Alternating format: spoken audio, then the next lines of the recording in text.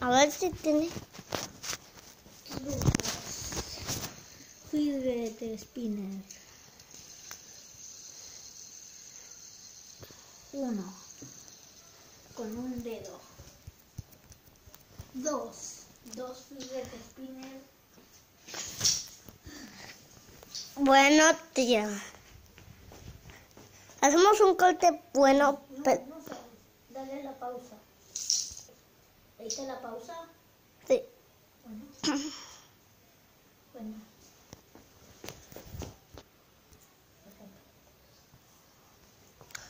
Al fin.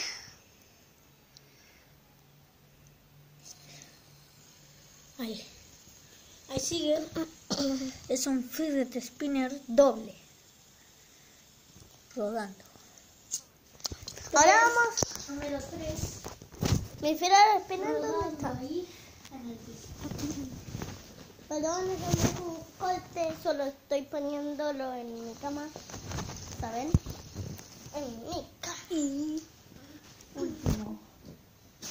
Y el último. ¿Dónde está? Este. ¿Y mi fidget spinner? ¿Dónde está? Ok, y eso es todo. Todo bien. No, corre en el piso.